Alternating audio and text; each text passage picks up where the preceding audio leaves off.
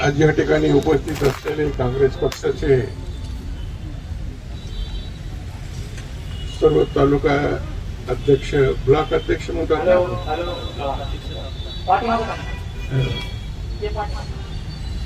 आणि उपस्थित सर्व काँग्रेस पक्षाचे जिल्ह्याचे प्रमुख कार्यकर्ते आणि उपस्थित तरुण मित्रांनो, आज जे आपला आंदोलन आहे पक्षाच्या वतीने आणि आपण सर्वांनाच पाहिलं की त्याच गोष्टीचा पुनरुच्चार करण्याची आवश्यकता नाही की राम मंदिर जे भावनेवर आस्थेने अयोध्यामध्ये बांधलं गेलं आणि ते 2 वर्षानंतरच ते मंदिरामध्ये कसं राखीट भारतीय जनता पक्षाने जे नेमलेले सगळं पदाधिकारी होते त्यांचा आकडा अधिकृत अजून समोर आला नाही, पण असं म्हणणं आहे की 1200 कोटी रुपयाची चोरी तिथून झालेली आहे. आता 1200 कोटी झाली की 2000 कोटी झाली, पण अनेक लोकांनी या देशामध्ये प्रभू रामचंद्राचे आस्थेला आणि नवीन राम मंदिराची निर्मिती व्हावी, त्या ठिकाणी प्राण प्रतिष्ठा व्हावी म्हणून हिरे जवाहरात लाखो किमती वस्तूचा त्या ठिकाणी दान केलं, त्याचे पावती सुद्धा नाही. अनेक लोकांनी, सिंधी समाजाच्या लोकांनी 200 विटा त्या ठिकाणी चांदीची दिली, ते कुठेच लावण्यात आलेले नाही. अशा प्रकारचं आहे देशामध्ये सरकारचे अधिपत्याखाली मार्गदर्शनाखाली लूट होते आणि सरकार, राज्य सरकार भारतीय जनता पक्षाचं आहे, योगीचं सरकार आहे, केंद्रात मोदीचं सरकार आहे. कोणत्याही व्यक्तीला त्या ठिकाणी अटक झाली, त्याला किती पोलीस कस्टडी त्यांना मिळाली. एखाद्या माणसाने जर 10 रुपयाची चोरी केली तर ती चोरी आहे आणि 10 लाखाची चोरी केली तरी चोरी आहे. आणि आपल्या कायद्यानुसार चोरी 10 रुपयाची असेल किंवा 10,000ची असेल, कायद्याप्रमाणे 10 लाखाची असेल तेवढं शिक्षा त्याच्यामध्ये कायद्यामध्ये तरतूद करण्यात आलेली आहे. पण साधे हे लोकांच्या त्या ठिकाणी कस्टडी सुद्धा शासनाने घेतली नाही. काय चाललं आहे देशामध्ये? कुठं कायद्याचा राज्य राहिला?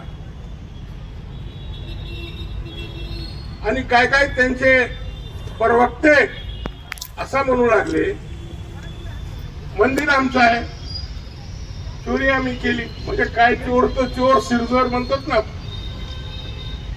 काय तुमचं वक्तव्य आहे? काय जनतेसमोर तुम्ही आज संदेश देतात?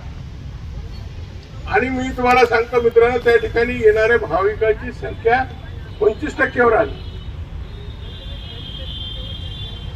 आणि कालच मी एका वर्तमानपत्रामध्ये बातमी वाचली की त्या ठिकाणी जे लोक दान त्या ठिकाणी देण्यात, ते दर्शनाला येतात, फक्त त्या ठिकाणी 100 आणि 200चे नोट टाकायला येतात. 10-20 म्हणजे लोकांना विश्वास हे लोकांकडून, म्हणजे यांची वागणूक अशी आहे की लोकांचा रामाच्या एकच गोष्टी सांगतो गाडगे साहेब की हे रामाच्या नावाने आले, रामच याला घरी पाठविणार.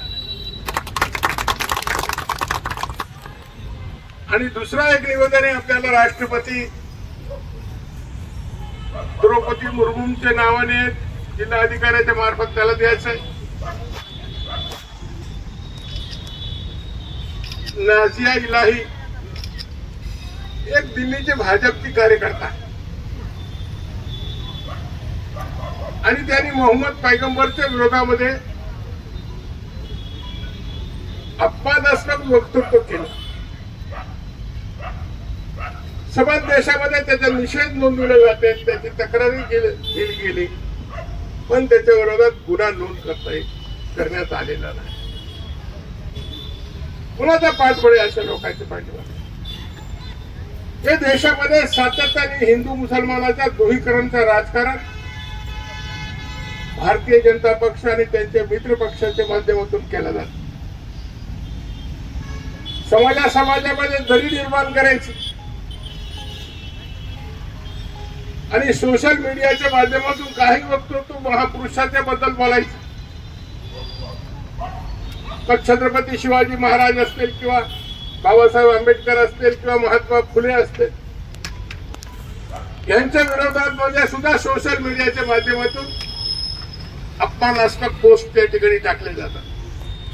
त्याच्यावर कारवाई होत नाही. कोणाचा पाठबळ आहे? आज अनेक मुद्दे, आज देशामध्ये शेतकऱ्याचे मुद्दे, आज जंतर मंतरवर आज 18वा दिवस आहे त्या ठिकाणी आंदोलन पेपर फुटीच्या बाबतीत चालू आहे. काय सरकारचा निर्णय? कोणतरी गेला की त्याला उपोषण उठण्यासाठी आज जे सायंटिस्ट आहे, मी नाव त्याच्या विसरायला, सोनम वांगचुक, आज त्यांची प्रकृती गंभीर झालेली.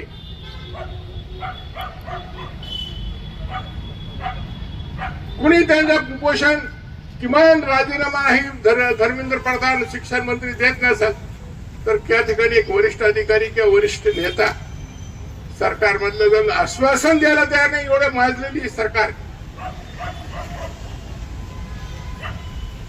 4 वर्षाखाली पंजाब हरियाणाच्या शेतकऱ्यांनी आंदोलन केलं होतं, आपण पाहिलं टीव्हीवर. शेतकऱ्याचा विरोधामध्ये जे कायदे त्या ठिकाणी केले होते ते रद्द करा म्हणून 4 महिने शेतकऱ्याला सातत्याने आंदोलन. 700 शेतकरी मेले. त्याच्यानंतर सरकारला जाग आली. मला सांगायचा उद्देश एवढाच आहे की काय आपण हे सरकारला आपण सातत्याने या देशामध्ये आपण निवडून द्यावं की जाती धर्माचं राजकारण.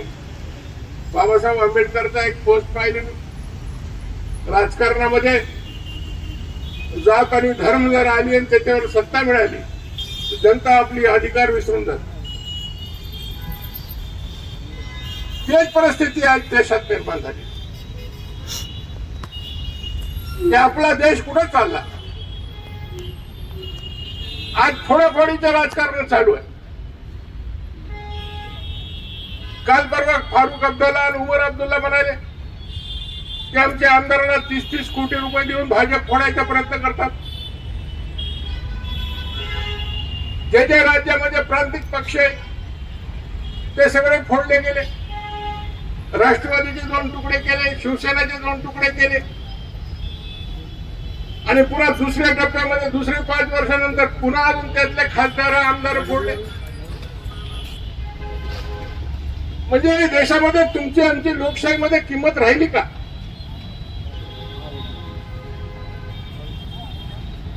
ज्याला आपण निवडून द्यायला त्या ठिकाणी विकासाच्या नावाखाली कोणत्याही गोष्टीच्या नावाखाली ते चालले. आणि एकच सांगतो मित्रांनो, या देशामध्ये काँग्रेस आणि भाजप 2च पक्ष राहणार. बाकीचे सगळे सगळ्याला फोडणार आहे. भाजपचा जर आपल्याला विरोध करायचा असेल, भाजपच्या विरोधामध्ये आपल्याला कोणाला निवडून द्यायचं असेल तर आपल्याला काँग्रेस शिवाय पर्याय नाही देशामध्ये, लक्षात ठेवा.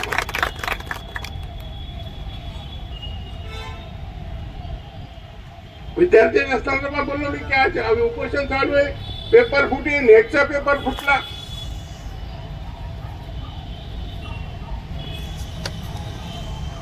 एक सोशल मीडियावर मी पाहिलं ते नेटचा पेपर फुटला, नेटचे पेपर फुटला, अजून कोणता होता टीईटीचा पेपर फुटला. हे पेपर फुटल्यानंतर दुमार एक्झाम घ्यायचं, पण आमदार का फुटल्यावर दुमार इलेक्शन घेतात का? खरं मुलं तसा कायदा पाहिजे. आणि राहुल गांधीचे म्हणा ते आता पुढच्या वेळेस बरेचसे कायदे आणि याच्यामध्ये काही दोमत नाही. हे देशामध्ये पुन्हा भरपूर आता हे देशामध्ये जनता कंटाळली. आज शेतकरी असाल, परवाच मी लोकमत मध्ये वाचला की 2 महिन्यामध्ये 445 शेतकऱ्याने मराठवाड्यात आत्महत्या केली. मराठवाड्यामध्ये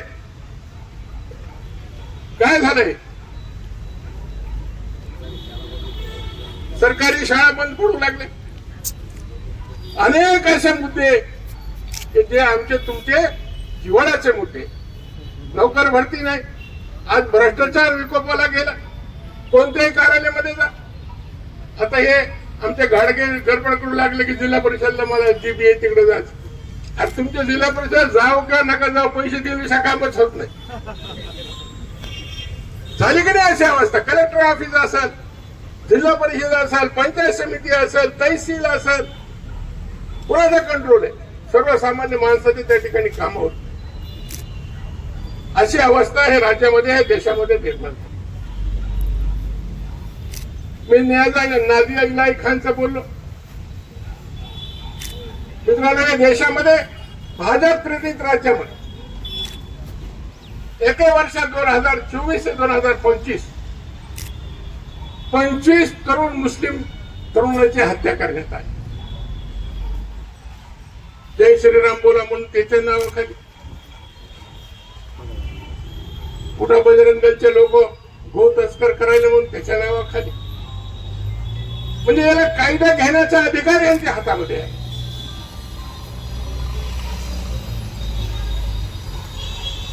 बजरंग दलवाले शस्त्र अस्त्र हे देशामध्ये उघडपणे वाटप करायले. काय उद्देश आहे याचा? काही देशामध्ये अराजकता वाजवायची, जे जातीय स्वरूप आहे ते बिघडायचं. एका वर्षामध्ये 1,53,000 त्याच्यामध्ये हिंदूची बी काही घरे जास्त करून मुसलमानाचे घरे पाडण्यात आले. 1,53,000 त्याच्यामध्ये 7 लाख लोक बेघर झाले. 1300 मस्जिदी, मदरसे, दर्गा, खानखा हे पाडण्यात आले. 1300 देशामध्ये, सर्वात जास्त आसाममध्ये. हे कसं राज्य आहे, कसं देश? हे देशामध्ये जातीय सलोखा खराब करण्याचं काम, नष्ट करायचं आणि देशामध्ये हिंदू मुसलमानचं राजकारण करून सातत्याने सत्तेवर यायचं. मित्रांनो, मी आपल्याला सांगू इच्छितो की मुसलमान कधीच हिंदूच्या स्पर्धेमध्ये कोणत्याही क्षेत्रात नाही.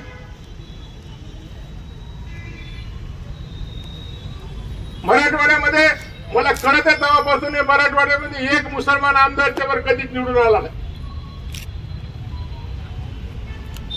महाराष्ट्रात कधी एक मुसलमान खासदार AR अंतोलिया आणि खाजी सलीम औरंगाबाद इम्तियाज जलील झाले होते. पूर्ण देशामध्ये 25-26 वर खासदार देश स्वतंत्र झाल्यापासून आजपर्यंत निवडून आले.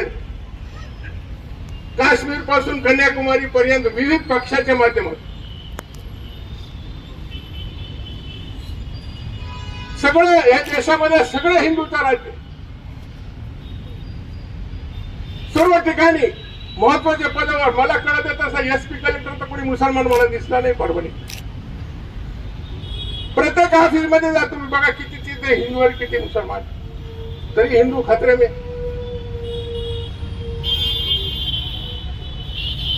हिंदू खतरे में है जादव. कोण खतरे में? इनकी कुर्सियां खतरे में. असं बोलल्याशिवाय तरुण पिढीची डोक्यामध्ये जातीवादाचा विष जात नाही. अशा प्रकारचे हे देशामध्ये वातावरण तयार करून सातत्याने निवडून यायचा एक मोठा षडयंत्र हे भारतीय जनता पक्ष आणि यांचे मित्र पक्ष. आणि भविष्यामध्ये आमची तो मागणी राहणार आहे की काँग्रेस पक्षाने स्वतंत्र निवडणुका लढवायची.